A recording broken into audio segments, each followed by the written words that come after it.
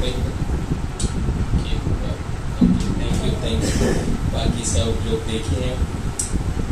मैं तो मर गया था 6 साल पहले, लेकिन सच कुछ अगर आपको गवाही देना ओके 2 मिनट में गवाही दे देता हूँ।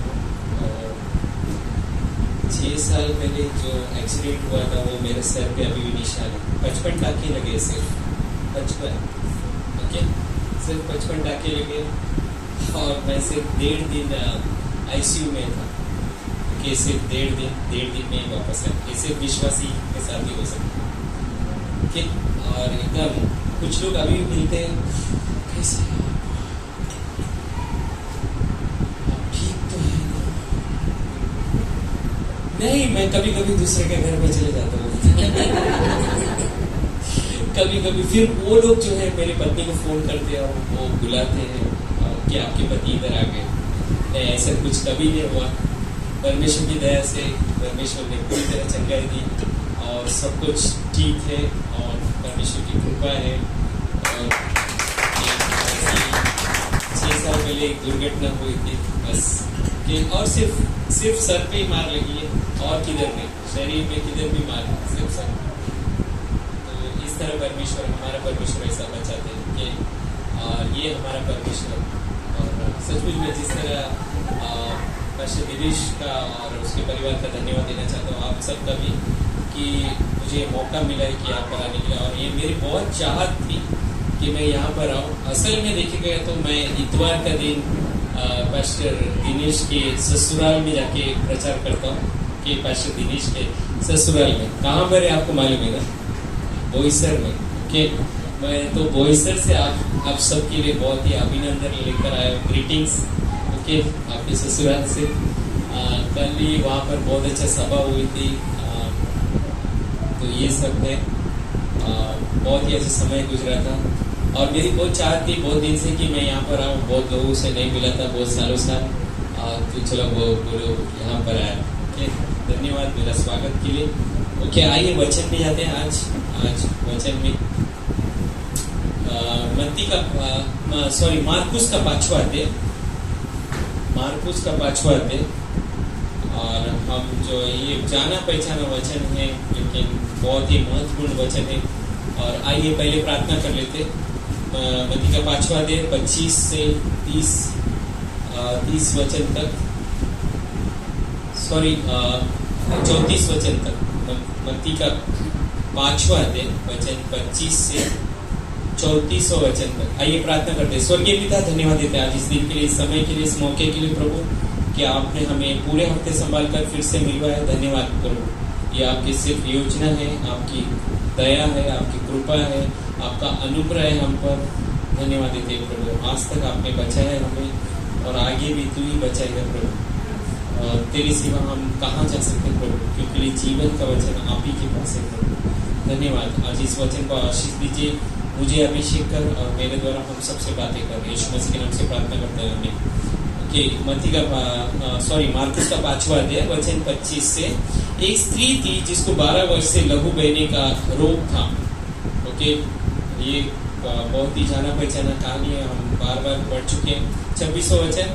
और उसने बहुत वैद्य से बड़ा दुख उठाया और अपना सब माल ब्याह करने पर भी उससे कुछ लाभ ना हुआ था, परंतु और भी रोगी हुई थी। वचन 27। वह यीशु की चर्चा सुनकर भीड़ में उसके पीछे से आई और उसके वस्त्र को छू लिया। वचन 28, ये मेन पॉइंट है। वचन 28 ध्यान से सुनिए। क्योंकि वह कहती थी कि यदि मैं उसके वस्त्र को ही छू लूंगी तो मैं चंगी हो जाऊंगी। बहुत ही सिंपल पॉइंट है, इसमें ज़्यादा आपको समझाने की जरूरत नहीं। लेकिन 12 वर्ष जो है बहुत कम नहीं होते।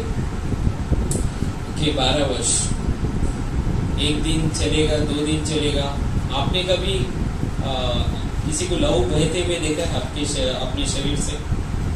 मैं यहाँ पर खासतौर से स्त्री लोगों से बात नहीं कर रहा हूँ, यहाँ पर सभी लोगों से।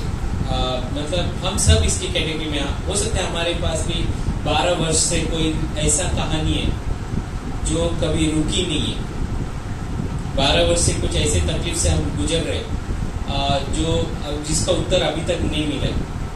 डॉक्टर ने भी जवाब दे दिया, बैंक बैलेंस एकदम 0 हो चुका है और कुछ भी चारा नहीं अभी। तो ऐसी स्थिति में है ना, हम सब यहाँ पर क्या है, कुछ तो बोझ लेकर आए, ओके, कुछ तो तकलीफ लेकर आए हैं। हम सब के पास तकलीफ है, मेरे पास भी तकलीफ है। ऐसा नहीं कि मैं यहाँ पर पड़ा हूँ तो कुछ तकलीफ नहीं, लेकिन हम तकलीफ लेकर घूमने फिरने के लिए नहीं बने, है ना।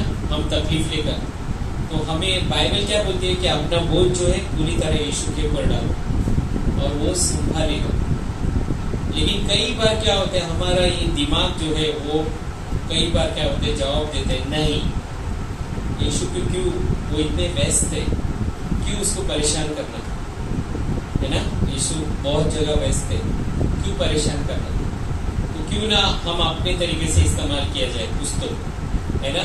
मेरे पास पैसे हैं, मेरे पास पहचान है, मेरे पास सब कुछ साधन है, तो मैं अपने तरीके से क्यों नहीं मेरे तकलीफ का कुछ तो हल निकालूं, कुछ तो जवाब निकालूं। कभी कभी हम लोग ऐसा करते हैं और उसके बाद क्या होते हैं, हम जब अपनी ताकत से सब कुछ करते हैं तो क्या होते हैं, उसमें परमेश्वर ने, तो क्या होगा, उसमें आशीष नहीं आएगी और नतीजा क्या होते हैं, हम सब खाली हो जाते हैं। और जब खाली हो जाते हैं तभी हमारे पास एक ही रास्ता बचते हैं, और वो रास्ता क्या है, यीशु। वो रास्ता सिर्फ यीशु है। क्योंकि मैंने जब पिछले हफ्ते जब कॉन्फ्रेंस था तो मैं कॉन्फ्रेंस में कुछ गवाही सुनी। कुछ लोग जो है तांत्रिक के पास भी गए थे, ओके, पहले यहाँ वहाँ गए, डॉक्टर के पास गए, जवाब नहीं मिला तो तांत्रिक के पास भी गए, उन्होंने भी बहुत कुछ लूटा पीटा और उसके बाद क्या बोले, वहां पर चर्च है और वो लोग आपको ठीक कर सकते हैं। तो जहां पर हम सोचते हैं कि हमारा सब कुछ रास्ता खत्म हो चुकी है, तो क्या होता है, वहां से परमेश्वर का रास्ता शुरू हो जाता है। पहले क्या करना है ना, हमें खाली होने। कई बार क्या होता है, हम खाली नहीं होते तो क्या होते है, वो खाली पर क्या है, मेरे जान पहचान, मेरे धन दौलत, ये सब खाली होना है। धन दौलत अच्छी बात है, मैं नहीं बोल रहा हूँ आप सब खाली करो, ये नहीं बोल रहा, लेकिन कई बार हम खालीपन में ज्यादा परमेश्वर से आशीष पाते हैं। क्योंकि कई बार मेरा जेब भरा है तो क्या होते है, ठीक है मैं आया हूँ चर्च में, ओके ठीक है, okay pastor, okay okay okay, इतना ही रहते हैं।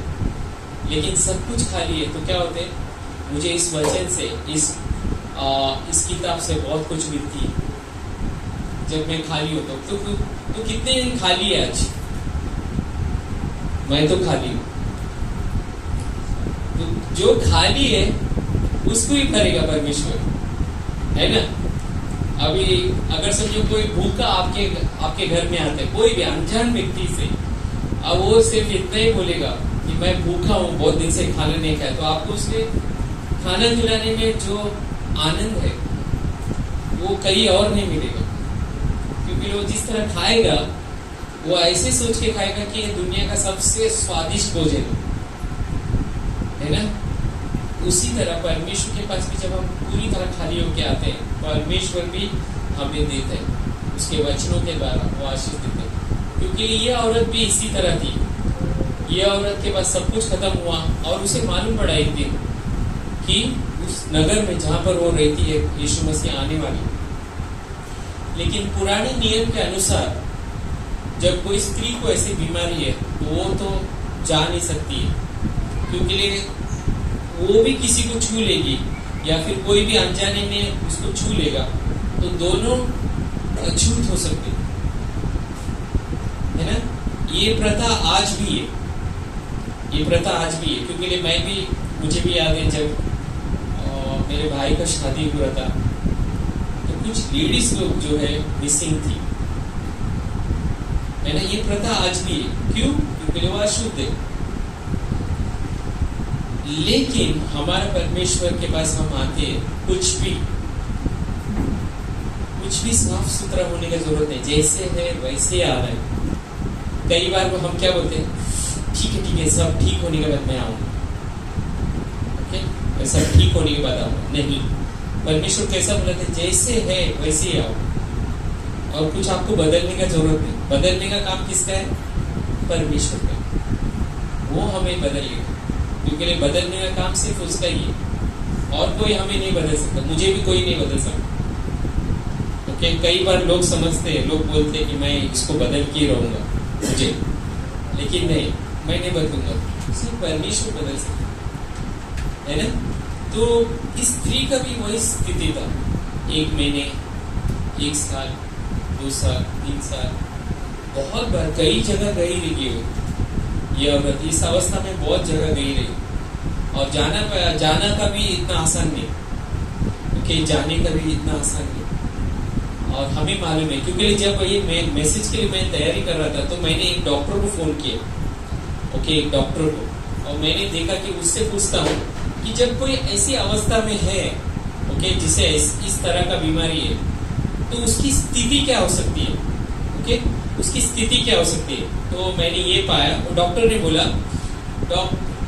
उसे वो बोला कि इस स्थिति के बारे में डॉक्टर से मैं पूछा, तो वो बोला कि उसकी जीवन बहुत दर्दनाक रहेगी। फर्स्ट पॉइंट, उसके वो बहुत कमजोर रहेगी, ज्यादा तो वो काम नहीं कर सकती है, वो चिड़चिड़पन रहेगी, श्वास लेने में भी दर्दनाक रहेगी। इसका नतीजा उसके लीवर पर, दिल पर, हृदय का रोग भी हो सकता है उसे। मैंने पूछा, श्वास लेने में दर्द क्यों होगा? डॉक्टर ने बोला, हमारे खून में जो रेड ब्लड सेल्स में ऑक्सीजन होता है, ऑक्सीजन का सेल्स होता है, तो वो सेल्स को भी क्या है? श्वास लेना है। ओके, हमारे खून में भी रेड ब्लड ऑक्सीजन लेते, सेल्स लेते, रेड सेल्स, उसे भी जो है श्वास लेना है। तो जब खून की कमी है तो क्या होता है? वो फ्लो नहीं रहेगा, तो क्या होता है? श्वास लेने में तकलीफ है। श्वास लेने में तकलीफ है तो क्या हो सकता है? क्या कोई बता सकते हैं? श्वास लेने में तकलीफ है तो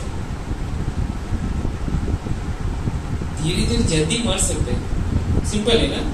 श्वास लेने में तकलीफ है तो जल्द से जल्द। फिर उसके तो इस केस में ऑक्सीजन ज्यादा ना होने की वजह से श्वास का तकलीफ होगी। हर सेल्स को ऑक्सीजन चाहिए, तो हृदय ज्यादा जोर देना पड़ेगा, हृदय के ऊपर ज्यादा, दिल के ऊपर ज्यादा जोर देना पड़ेगा, और फिर ताकि खून दौड़ता रहे। इससे हृदय का चलना बंद भी हो सकता है यदि खून ना रहे तो। ओके, हार्ट क्या हो सकते हैं? बंद हो सकते हैं, क्योंकि खून नहीं है, तो पंपिंग जो है बंद हो सकता है, क्योंकि उसमें खून ही नहीं चल रही है। फिर उसके बाद तो खून की कमी के कारण दिमाग पर भी असर हो सकते हैं। सिंपल बात है, क्योंकि खून का बहाव नहीं, तो दिमाग पे असर होगा। तो खून की, इसलिए आप आशा न छोड़ो। तो पॉइंट के अभी 12 साल से ये औरत इतनी तकलीफ में चल रही है, इतनी सब कुछ, और कहानी में हम वचन में कुछ नहीं पढ़ते, उसके कोई रिश्तेदार है, हो सकते कभी कभी तकलीफ में क्या होता है, सब कुछ लोग छोड़ के चले जाते हैं। वो लोग देखते हैं शुरुआत में कुछ मदद करने के लिए, फिर बाद में वो बोलेंगे कि ये ऐसे ही रहेगा। तो हो सकता है इसके भी रिश्तेदार थे या फिर कुछ भी कोई लोग थे, तो वो लोग भी छोड़ के चले गए रहेंगे। तो क्योंकि ये पैसा भी नहीं, अभी उसके पास पैसा भी कुछ बचा नहीं, और ये तकलीफ है, क्योंकि उसके साथ रहेगा तो क्या होगा? वो व्यक्ति भी अशुद्ध हो सकते हैं। तो अशुद्ध होना क्या है? उन दिनों में बहुत कुछ क्रिया थी, उसे इतना दिन अलग रहना है, उसे वो करना है, उसे मंदिर में जाके फिर बाद में शुद्ध होना है, वगैरह वगैरह। तो इसके लिए हो सकता है उसके जो रिश्तेदार थे वो भी छोड़कर चले गए, लेकिन इस औरत ने आशा नहीं छोड़ी। एक अच्छी बात ये, 12 साल वो जिंदा रही, यही बहुत बड़ी बात है ना? 12 साल जिसको कंटिन्यू फ्लो हो रहा है। तो मैंने एक डॉक्टर है हमारे चर्च में, मैंने उसको फोन किया, तो उसको बोला कि ऐसे अवस्था में और क्या हो सकता है। तो उसने बोला कि मैंने एक मरीज का जो है, एक मरीज मेरे सामने आई थी, मतलब उसके क्लिनिक में, उसके डॉक्टर के क्लिनिक में। तो उसने बोला कि और इसे जो शुरुआत हुआ था महीना का, तो वो थमने का नाम ही नहीं ले रहा था। और वो लड़की जो है सिर्फ 14 साल की लड़की थी, उसे भी इसी तरह का तकलीफ था, उसे वो थमने का नाम ही नहीं ले रहा था। वो बहुत बड़े बड़े डॉक्टर के पास उसके जो माता पिता लेकर गए, और वो धीरे धीरे जो है बहुत कमजोर होती गई। जिस तरह पहले मैं देखा था, मतलब एक 6 महीने पहले उसको देखा था, उसके बाद वैसी नहीं दिखी, ऐसी अवस्था हो सकती है। लेकिन यीशु ही क्या है, उनका है हमारे पास। इसलिए आज का वर्शिप में मैं लगभग खो गया था, है ना, सिर्फ तू ही है और कहाँ जा सकते हैं। यीशु ही मार्ग है, सत्य है, जीवन। क्योंकि इस औरत को भी किसी ना कोई तो बोला रहेगा। मुझे ऐसा लगता है ज्यादातर कोई तो औरत ही बोला रहेगा, क्योंकि ये औरत है तो औरत के पास ही गई रही। ओके, तो वो औरत किस तरह बोली रही? ओके, इसीलिए पास्टर दिनेश जब बोल रहे थे आउटरीच में जाना कितना महत्वपूर्ण है, हो सकता है ये औरत आउटरीच में आपको मिले, हो सकता है आप उसको बोले मैं आपको 2000 साल पीछे लेकर जा रहा हूं। ओके, कल्पना कीजिए आप आउटरीच में हो, पास्टर दिनेश आपको अगुवाई कर रहे, ओके, और आपका मुकाबला एक औरत से हुआ है, इसी औरत से हुआ, तो आप कैसे बोलोगे? आपको मालूम है क्या, यीशु मसीह जो है इस्राएल में आज है, और उसने क्या किया मालूम है क्या? आपका जो तकलीफ है वो चंगाई दे सकते तुरंत। वो औरत बोले कि कैसा? अरे मैंने देखा है, वो जब शादी में गए थे, पहले चमत्कार मैंने देखा, शादी में गए तो वहां पर शरबत पूरी खत्म हो गई थी, तो उसकी माँ ने बोला कि वो पूरा ड्रम पूरा पानी से भर दो, और वो चेले लोग ने उतना ही किया। वो चेले लोग को जो सेटअप टीम, सेटअप टीम जो पहले आते हैं, जो कोई देखते नहीं, वो सेटअप टीम ने वही किया, पूरा पानी भरे, पानी भरते गए और फिर देखते, और जैसे ही वो मैंने देखा वहां से पहला ग्लास निकाला, एकदम भारी शरबत, टेस्टी, रसना भी कुछ मुकाबला नहीं। क्या बोलती है? हाँ, मैंने अपने आंखों से देखा, पानी से उन्होंने शरबत को बनाया। पता है फिर क्या हुआ? फिर एक दिन यीशु मसीह प्रवचन देने लगे उस पहाड़ के ऊपर, जहां पर पूरे गांव के लोग आने लगे थे, क्योंकि उन्हें मालूम था यीशु मसीह जिसके ऊपर भी हाथ रखते हैं दुष्ट आत्मा भाग जाती है। यीशु मसीह कुछ भी, सिर्फ जो अंधे व्यक्ति थे उन्हें सिर्फ हाथ लगाए, उनके ऊपर मिट्टी सनी, तो क्या हुआ? वो आदमी देखने लगा। हाँ, पता है एक बार क्या हुआ? उन्होंने प्रवचन देते थे और लोग सिर्फ पीछे आने लगे, बहुत भीड़ था, बहुत भीड़, और लोग जो है दिन रात भूल गए, और यीशु एकांत में एक पहाड़ के ऊपर चले गए, वहां पर भी लोग आए। और क्या हुआ मालूम है? एक दिन हो गया और खाना ही नहीं है, और खाना लेने के लिए वड़ा पाव भी बहुत दूर है, मालपुड़ भी बहुत दूर है। और पता है बाद में क्या हुआ? वहां पर एक ही लड़का था, डोनाल्ड, उसके पास 5 रोटी और 2 मछली थी। हाँ, डोनाल्ड को देख के ऐसा लगता ही है वो 5 रोटी 2 मछली खाएगा। जोएल से मैंने सुना वो 2 रोटी खाते, तो 5 रोटी तो सिर्फ डोनाल्ड खाते। और क्या किया मालूम है? डोनाल्ड का वो पूरा 5 रोटी 2 मछली ले लिया, और यीशु के चेले लोग यीशु को दिए। यीशु ने सिर्फ प्रार्थना की और सिर्फ बांटने लगे, और उसके चेले लोग बांटने लगे। याद रखिए, मैं यहाँ पर पॉइंट बोलना चाहता हूँ कि यीशु के पास वो रोटी और मछली थी, तब वो दुगनी नहीं हुई थी। जब उसके चेले लोग जो अविश्वासी थे, तो बोला अभी क्या करेगा, अभी तो कुछ तो होगा, मार पड़ने वाली शायद। और वो लोग जैसे ही बांटने लगे, टोकरी में मछली और रोटी बढ़ती गई। यानी कि यहाँ पर एक पॉइंट है, जो चर्च में सेवा करेंगे उनके द्वारा ही परमेश्वर चमत्कार करेंगे। मैं सेटअप टीम का फिर से बोलूंगा, जब सेटअप टीम यहाँ पर आती है, ये सब चीज वो लोग करते हैं, यहाँ से चंगा, यहाँ पर क्या होते हैं, चमत्कार होती है। पता है फिर क्या हुआ? फिर मैंने देखा कि एक जगह ऐसा है, वो शहर के एकदम बाहर, जहां पर कचरा डब्बा रखते हैं ना, वैसे एक डब्बा रखा है, लेकिन उधर एक छोटा झोपड़ी था, वहां पर 10 कोढ़ी थे, जिसको कोढ़ का बीमारी थी। पता है क्या हुआ, यीशु मसीह वहां से गुजर रहे थे, कोई लोग ज्यादा गुजरते भी नहीं, यीशु मसीह वहां से गुजरे और बोले कि उनको चंगाई दी, 10 के 10 पूरा चंगे पाए। अरे यीशु सब ये सब कर सकते हैं तो तुम्हारा तकलीफ कुछ नहीं, तुम्हारी तकलीफ कुछ नहीं, तुम भी आओ। यीशु आने वाला है, कब? इतवार का दिन आने वाला है। इतवार के दिन ठीक है, वो इधर से ही गुजरने वाले, तो हो सकता है वो औरत गुरुवार को ये बात सुनी रहेगी, गुरुवार को आउटरीच लेते ना, गुरुवार को, और वो बोलती रहेगी यीशु मैं किस तरह तुम तक पहुंचू, क्योंकि बहुत लोग, जब मैं तुम्हें छूंगी तुम भी अशुद्ध हो जाओगे, मैं तो अशुद्ध हुई, और मैं किससे भी गुजरूंगी सब अशुद्ध हो जाएंगे, तो मैं क्या करूं? भीड़ भी इतनी है, भीड़ तो मुझे सुनने में, जहाँ पर भी आप जाते हो यीशु मसीह, वहाँ पर 5000 10,000 इतनी भीड़ रहती है, और ज़्यादातर मर्द लोग ही रहते हैं। मैं कैसे जाऊँ, मैं तो औरत हूँ और एक तो अशुद्ध हूँ, किस तरह जा सकते?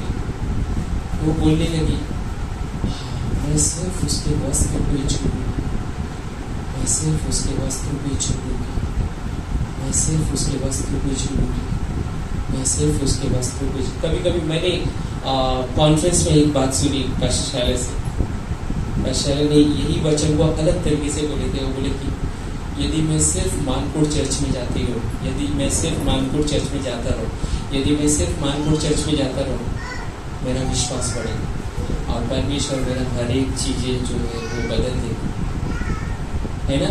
विश्वास कभी आते, विश्वास कभी भी आते हमें सुनने से, और सुनना परमेश्वर के वचन से। यदि मैं सिर्फ चर्च में आती हूँ, क्योंकि एक कहानी था, एक व्यक्ति था, उसको वो चर्च में आता था और बहुत ही नेक आदमी था, और उसे वो सब कुछ करता था, बहुत ही भला व्यक्ति था। मैं खास चर्च के बारे में बोल रहा हूँ। तो उसको कुछ तकलीफ थी, बीमारी। तो उन्होंने पास्टर को बोला, पास्टर से इतना ही बोले कि आप चर्च में आते हो, आप चर्च में आते हो, आपको परमेश्वर ठीक करेगा, आपको परमेश्वर ठीक करेगा। तो ये व्यक्ति आते गया, उसके बाद पास्टर भी भूल गए उसे। तो एक दिन क्या हो गया, 3-4 महीने के बाद पास्टर ने उसे पूछा, वो व्यक्ति से, कि आपकी वो तकलीफ कैसी है? तो वो बोला कि कब गया मुझे मालूम नहीं, कब गया ये मुझे मालूम नहीं,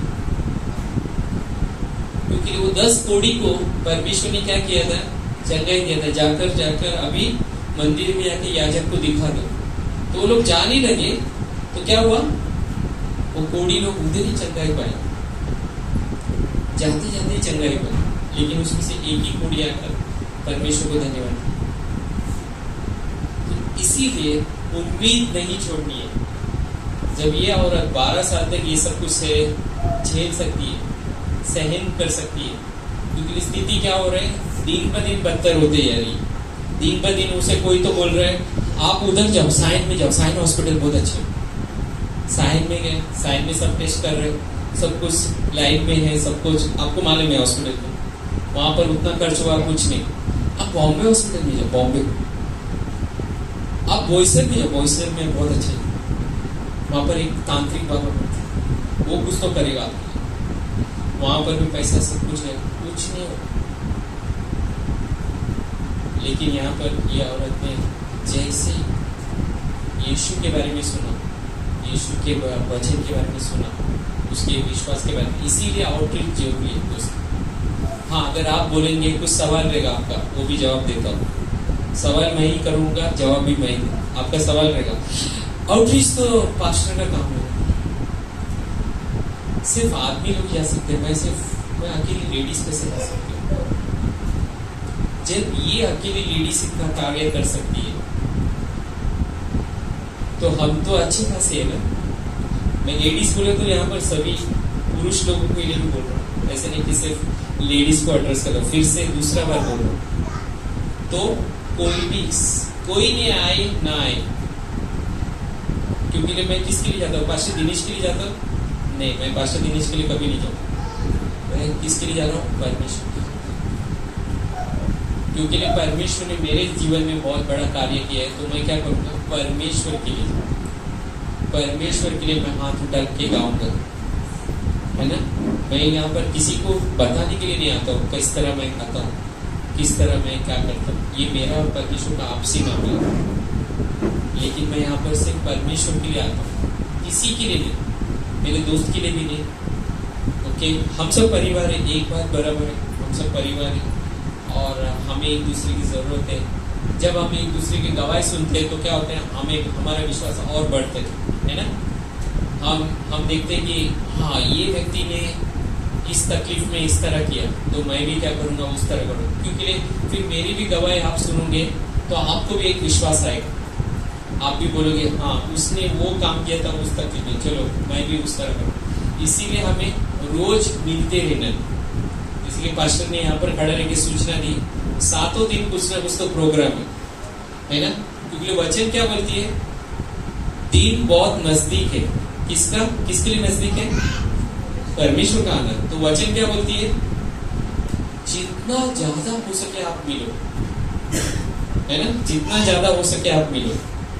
मैं कभी कभी नहीं मिले तो मैं पास्टर को फोन भी करता हूँ, ऐसे ही याद है पास्टर, है ना। मिलने का नहीं रहेगा तो ऐसा करता हूँ, इधर से गुजर रहा था आपसे मिलने के लिए नहीं तो किसी और से मिलने के लिए, है ना। हमें मिलना है, क्योंकि जब हम एक दूसरे से मिलते हैं तो क्या होते हैं, वो जो आत्मा है, जो हमारे अंदर जो कुछ भी कमी है, वो क्या होते हैं, जब एक दूसरे से मिलते हैं तो वो क्या होते हैं, एक समान हो जाते हैं।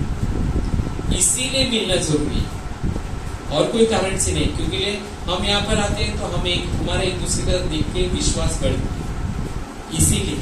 क्योंकि यहाँ पर इस वचन में आगे क्या बोलते हैं, और वचन 29, और तुरंत उसका लहू बहना बंद हो गया और उसने अपनी देह में जान ली कि मैं उस बीमारी से अच्छी हो गया। कब हुआ?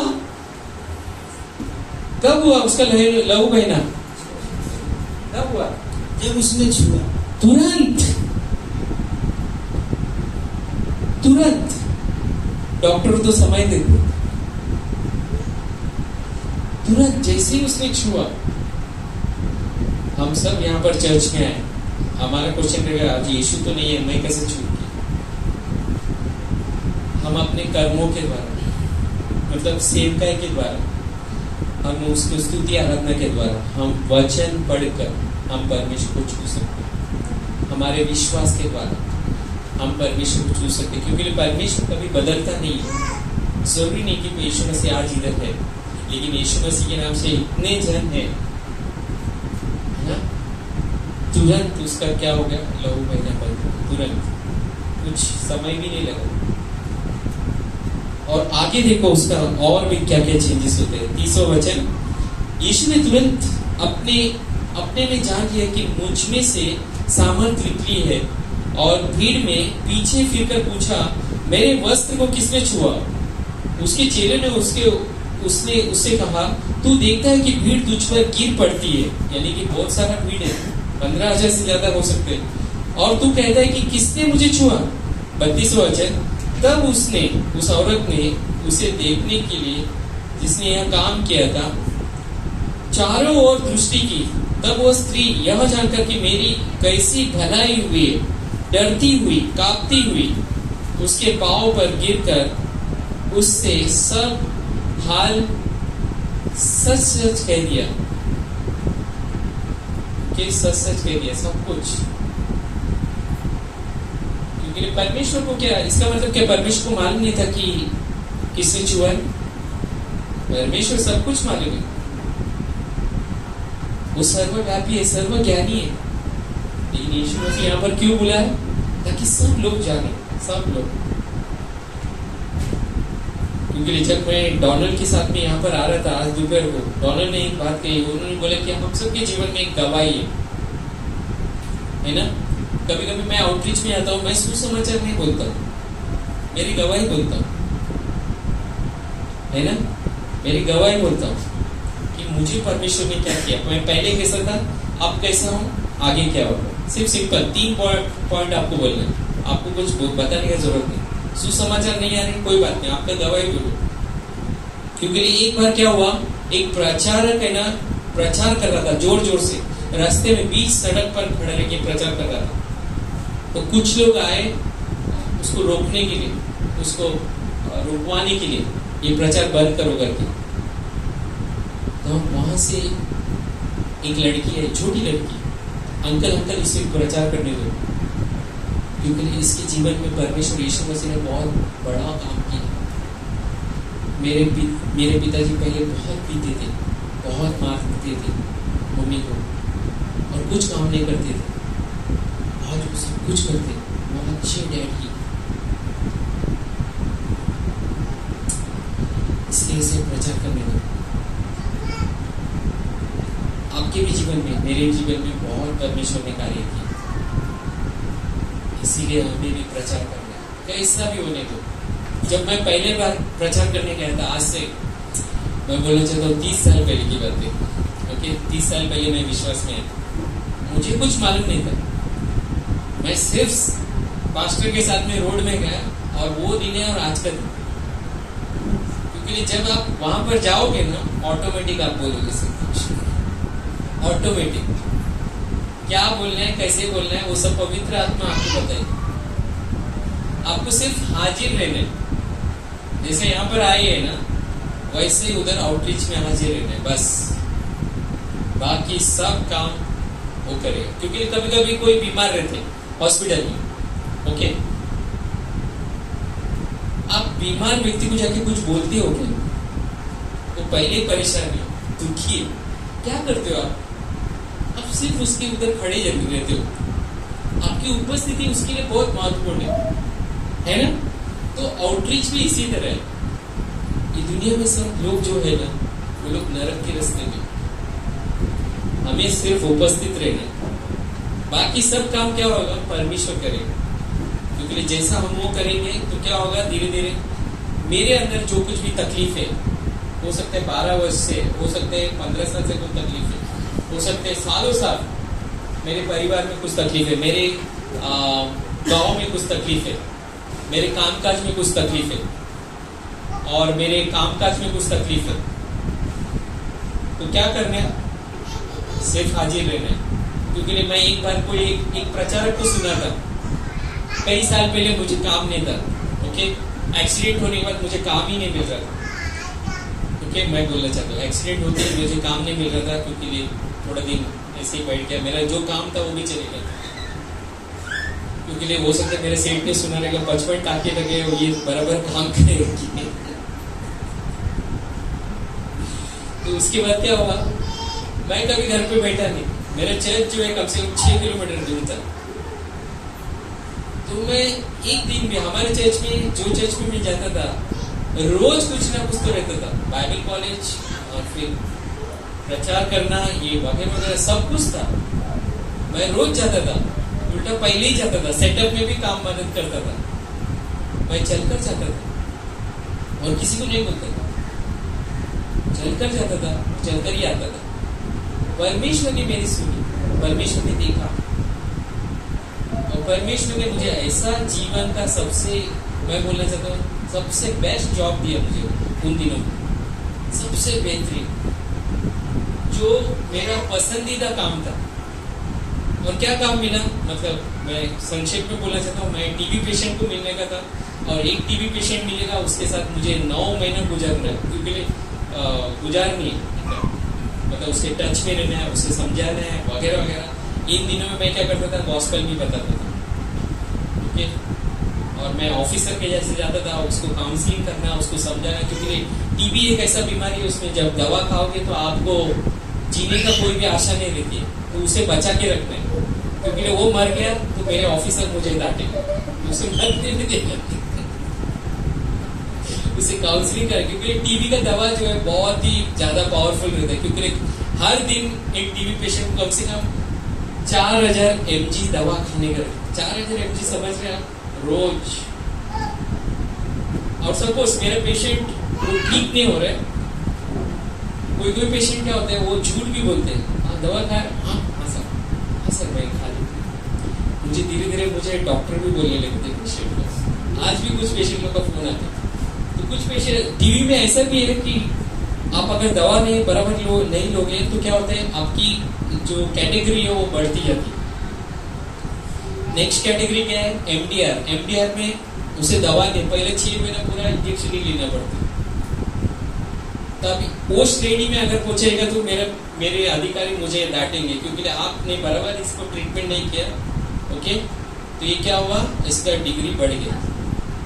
और परमेश्वर का धन्यवाद हो, परमेश्वर ने मुझे ऐसा काम दिया।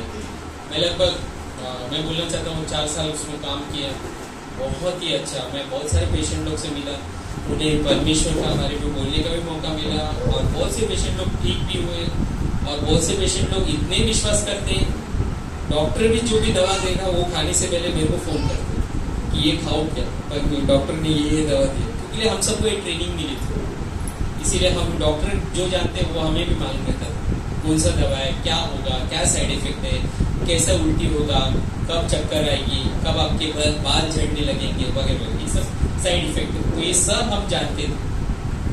तो इतना बढ़िया काम दिया परमेश्वर ने। देखो, जब आप परमेश्वर की सेवा में व्यस्त रहोगे, परमेश्वर देखते हैं।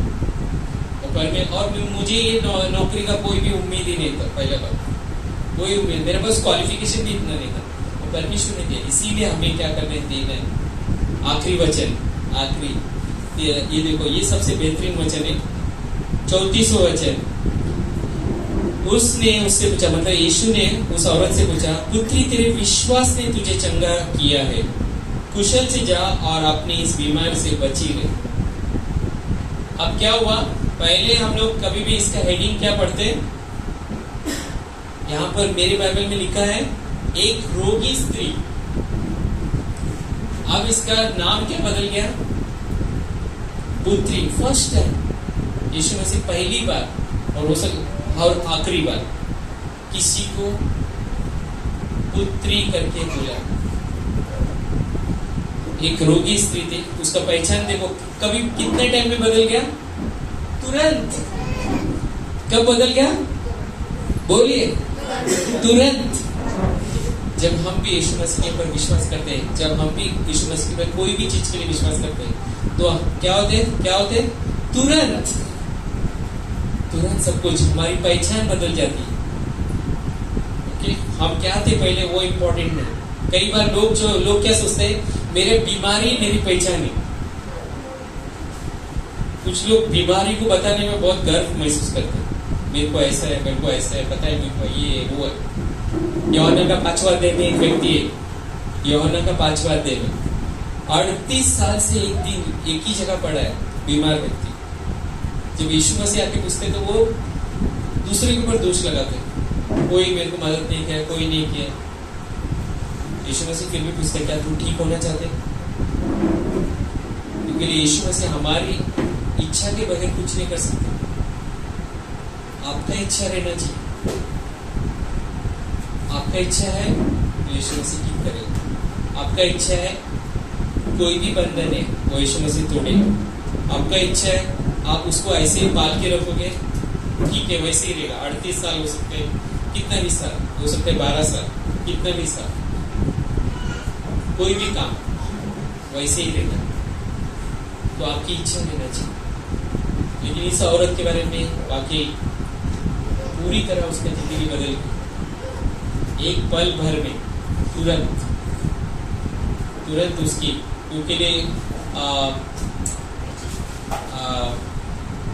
मेरा लक्ष्य क्या है, जब मैं कलीसिया में आती हूँ, जब मैं कलीसिया में आता हूँ, मेरा लक्ष्य क्या रहेगा, मुझे उसे छूना है। चाहे सेवकाई से,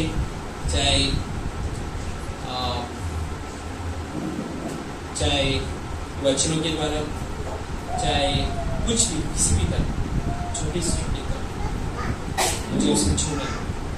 मुझे इसकी परवाह नहीं कि कौन क्या कर रहा है, कौन देख रहा है कि नहीं देख रहा है, इसकी मुझे परवाह नहीं। जब ये औरत कर सकते तो मुझे लगता है कि कोई भी कर सकते। तो अभी हमारे पास कोई भी ऑप्शन नहीं रहेगा, कोई भी बहाने नहीं रहेगा। क्योंकि पिछले दिनों में मैंने सुना, मैं अचंभित हो गया, क्योंकि मैं विरार में, मैं हमारे छोटे कलीसिया है, वहां पर एक व्यक्ति है, उसके दोनों पैर जो है उसे जैसा कि क्या बोलते हैं, ऐसा है, दोनों पैर ऐसा लॉक है, क्या बोलते, पोलियो। वो अभी 60 साल के उम्र है। हर बार जब भी आउटरीच में रहेगा वो पैदा आते, साइकिल से आते, साइकिल चला के आते। जब उसको देखते तो हमारे चर्च वाले के पास, मतलब हमारे जो झुंड है भाई, तो वो उसके पास कोई भी बहाना नहीं, वो खड़े ही रहते एक ही जगह और खूब बताते। उसकी पत्नी भी आती है, वो बोलती कि जब से हमारे विरार बाइबल स्टडी में वो आए, तब से उसने शुरू की। पहला वो लोग दूसरे चर्च में थे, तभी उन्होंने कभी वैसे सेवकाई नहीं किया। उसे देखकर उसकी पत्नी भी बहुत गर्व महसूस करती है। इसके बाद मैं लास्ट गवाही बोलता हूँ। पिछले दिनों में मैंने सुना, सू को तो सब लोग जानते हैं ना, पाशकाल की औरत, ओके, पाशकाल की औरत को तो सब लोग जानते हैं। सू का जो पिताजी है वो 72 वर्ष के, 72 years, वो अभी भी आउटरीच में आते। परमेश्वर आशीष दीजिए इस वचन, आमीन।